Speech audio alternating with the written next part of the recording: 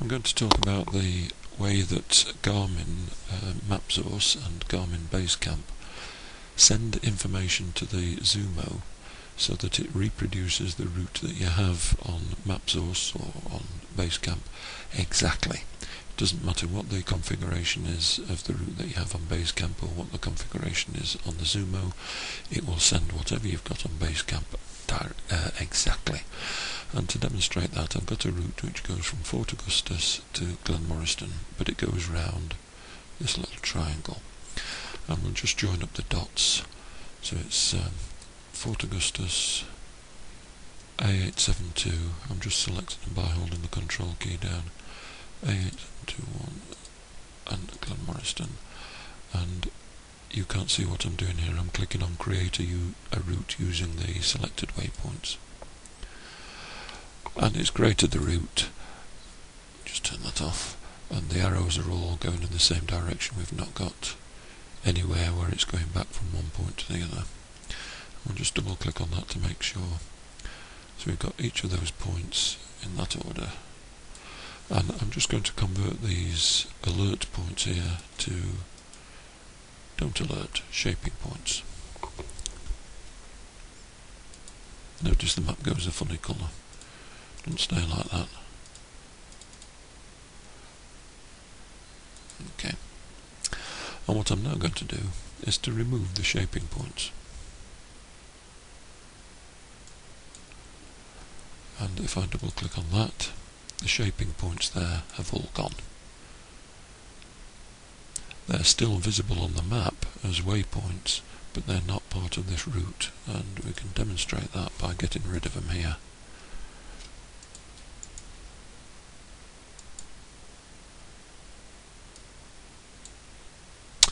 The route has remained intact. It's still going all the way around. Now, when you transmit that to the Zumo, which I've done previously, that's what you get. There are no shaping points there. Remember, they appear on here as blue dots. There should have been one, can't remember where I put it, there, one up there and one there I think, but they're not there. Everything that's been transmitted to the Zumo is the start point, the end point, and all of the hundreds of ghost points in between. And you can do that with the Zumo set to fastest time or curvy roads or shortest distance. It will still produce the same route.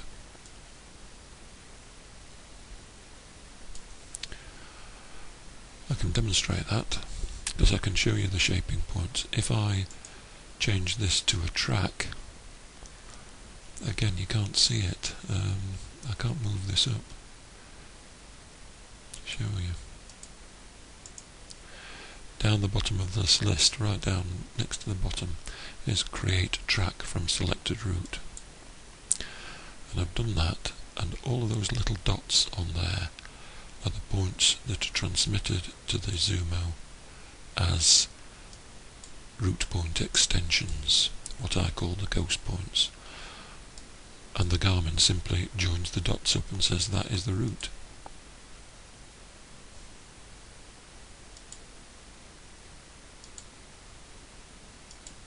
It's worthwhile noting that you can create one of these tracks and transmit that to the Zumo as well, so you can see whether the route that the Garmin is producing is exactly the same as the track that has been produced there, because the Garmin can't touch a track, it can't recalculate it. It's just a series of dots that it joins up. I can demonstrate that in another way. If you send the original route that I had to another mapping program, here's a memory map with showing an ordnance survey map. This is all that's sent. This program doesn't understand those route point extensions, and it gets those 5 points and that's it. If you send it to a Zumo like that, and it doesn't understand those route point extensions, or it recalculates the route, it recalculates the route using its own rules, but just using those shaping points and waypoints. points, the alert and the non-alert points. And I can demonstrate that further by showing you the file that it actually sends. Here's one route point, Fort Augustus. Here's another route point, the A87, another route point, the A871, and so on. So they're just the 5 points and the name of the route up there. It doesn't matter what it says, but you can see that that is all that is sent. If I show you the full thing that is sent to the Garmin, including all of the route point extensions, that's these here. Those are all of those little dots that are sent, and that is actually what is sent to the Zumo, so that it forces the route along the same path that you had on the BaseCamp.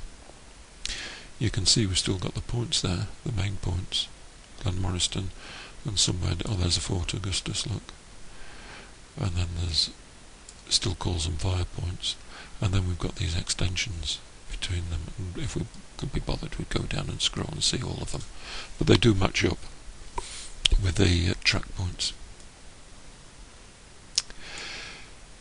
If, having got to the Garmin is for some reason forced to recalculate, either because the maps are out of date or because you've gone off route, then it does so just using those points there, those 5 points, and it uses its own rules, and all of those ghost points are lost. And so what I did was got hold of the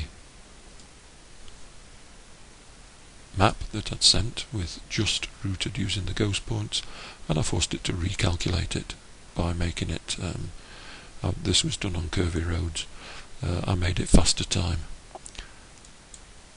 and that's what we got. It didn't have any further information, it only had that point and that point, and it recalculated using the faster time, which is from there to there. And it just demonstrates that recalculating forces those ghost points to disappear, and it also demonstrates that those ghost points actually do exist.